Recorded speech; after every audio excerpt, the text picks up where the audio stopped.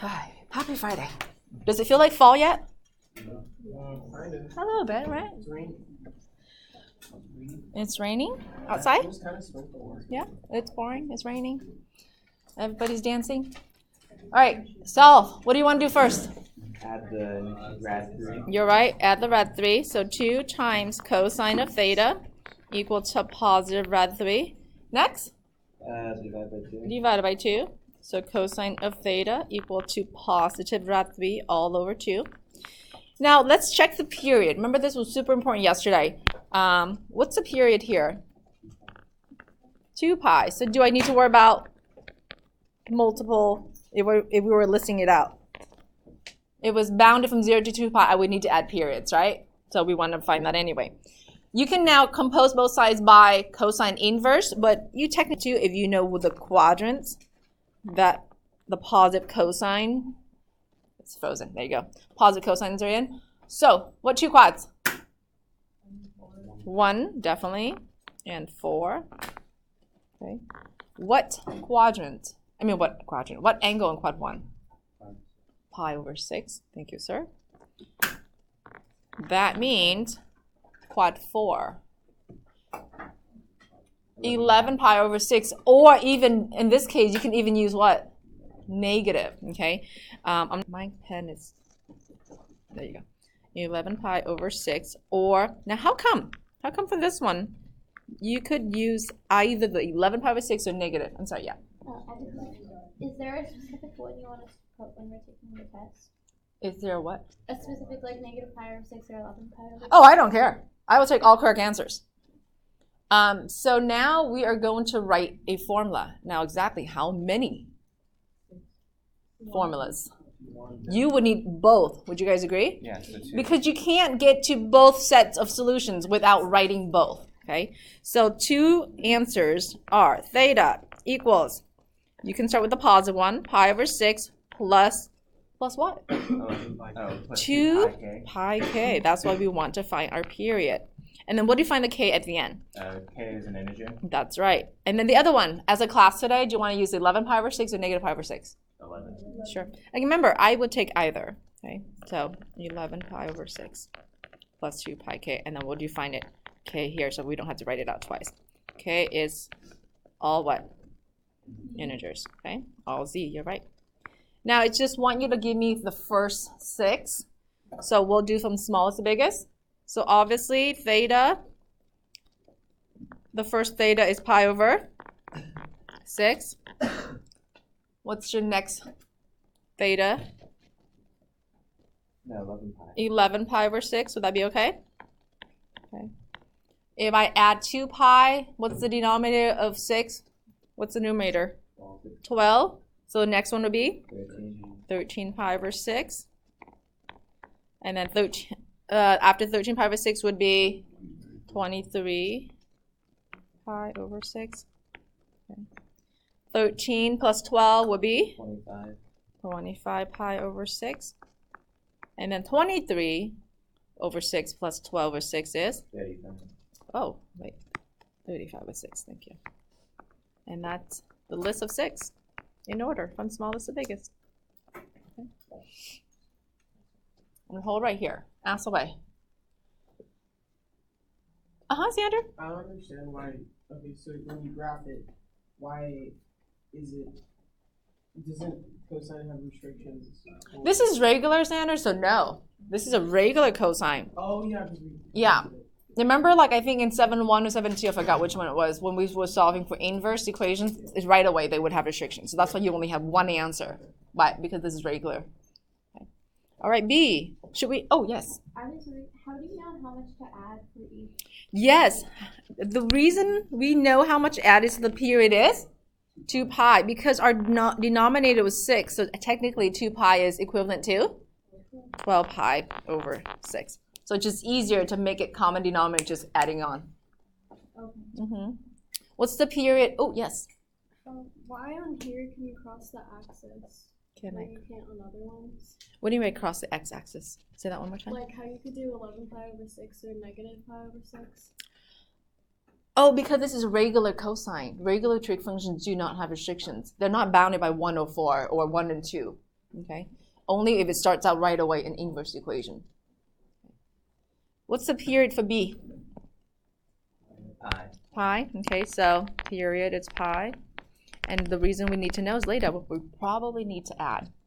Similarly, again, we're going to do the same things yesterday. Solving, there's no difference. What would you do first? Or inverse? Yeah, totally. And you don't technically have to do inverse, but we will. However you want to solve, that's fine by me. Now, sine inverse of 1, even though we're borrowing an inverse, originally, was there an inverse? No. So, well, thank goodness there's only one answer anyway, right? Pi over, right here, okay? So pi over 2. So 2 theta equals pi over 2. Then solve for 1 theta by doing what? Divide. Divide by 2, you're right. Okay. Can I multiply by half? Like that? Yeah. Okay. So 1 theta equals pi over 4. Box it up, call it a day. No, I need to add my period. What's the period again? Pi. And can I just attach a k after it? Yeah. Okay, it's just going to be all integers. Okay. Now, if you wanted to, and let me go above and I'll take Xander's question. If you wanted to, technically, guys, I can start out with this right here. 2 theta equals pi over 2 plus 2 pi k. Would that still be okay? And then get rid of the 2 from both afterwards? Yeah, either way, you're going to get the same answer. So if you want to start out like that, and now you want to get rid of the 2, totally okay. As long as you get rid of the 2 with every single piece, okay, like that, you will end up with the same equation. All right, Sandy, you have your hands up, hon. Why is the period pi instead of 2 pi? Because the period for sine in algebra 2 trig was 2 pi divided by b. Your b value in letter B is what? 2. 2. Mm-hmm. Yep. So it doesn't do that for cosine? Cosine is just 2 pi? Or The formula for cosine, sine, cosecant, and secant are always 2 pi divided by b. okay. So it's just that one didn't have compression. Okay. Yeah, on letter A, there isn't any number in front of the theta except 1. So there isn't a horizontal stretch or compression on A. Okay. Mm-hmm. All right, sixth answer. Here we go. When k is 0, what's my first theta? Pi over 4. Good. When k is 1. By the way, pi, let's find denominator of 4. What would that be? 4 pi over 4. Okay, so what's the next one? 5 pi over 4. So Wait, what is the first one? Pi over 2. oh, I meant 4. Sorry, my bad. You guys said 4 and I wrote. Okay. 5 pi over 4. Next. 9 pi over 4. 9 pi over 4. Next. 13. 13 pi over 4. 17. And And 21. 2, 4, 5. Yep. Beautiful. Okay, you try the last one. I'll give you 2-minute head start, and then we'll catch up with you. Is there like horizontal stretches or compression here? Yeah, for sure. Okay. So 2 minutes head start.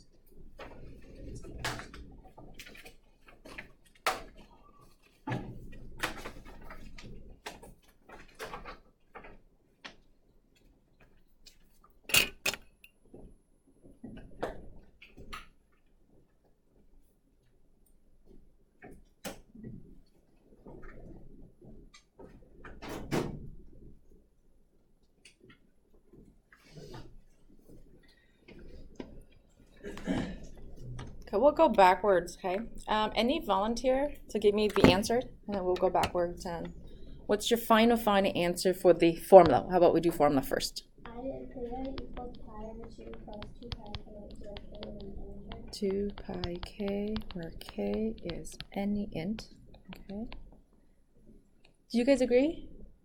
I hear this and I hear this, or I see, I should say. So I hear or I see there's agreement and there's no agreement. Okay, well, let's work it out then. Right away, can I compose tangent inverse of both sides? Yeah, okay, so theta over 2 equals tangent inverse of 1, right?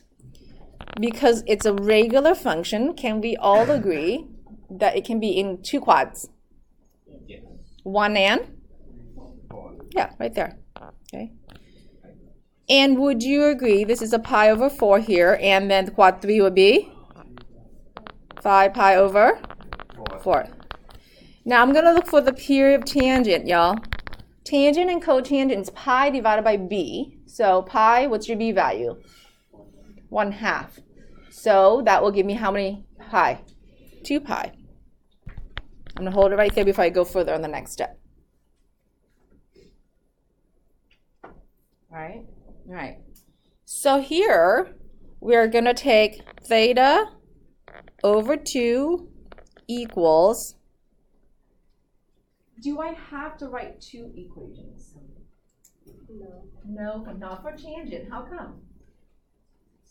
Because it's inverse tangent, so you're restricted to quadrants 1 and 4. Not because it's an inverse of tangent. Remember, the original equation is a regular tangent of a half of theta. So technically, just like the sine and cosine on example A, we have 2 different quads, okay? So it's not because we're borrowing an inverse. Nicole? Because when you add the 2 pi, it already adds to the next value. Yeah, remember yesterday when we were like listing out all the answers? Remember how we only take the first half and keep adding it because we tried both and then didn't come up to be repeating the second half? Okay, so with tangent, because the distance across from one another, it's always like that, by the way, for tangent and cotangent. We don't need 2 equations, okay? So with tangent, we only need what? 1 equation, okay? So we now have theta divided by 2, but the question is, what does that equal? What do you want to use? Pi over 4. Pi over 4? Okay. Now, if you want to use the other one, could you? If you like 5 pi over 4 better? Yeah. Okay, yeah, totally okay. Then I'm going to try to get rid of my 2 in the bottom, so we're going to multiply both sides by 2. Okay, whatever equation you use, that's the case. So for the purple, I would have theta equals pi over 2, and then I would need to add my period. What's our period? 2 pi and then k. Okay, so that's perfect. Similarly to over here, if you use 5 pi over 4, then you would have theta equals 5 pi over what? 2. Yep, plus 2 pi k. And then what k, it's all in. So either formula, it's wholly 1. But just pick one. Just pick one. And here's the reason why. Now that we're about to list 6 answers. Yeah, Chris? Can I just write both equations at once? No, because then it's like reducing.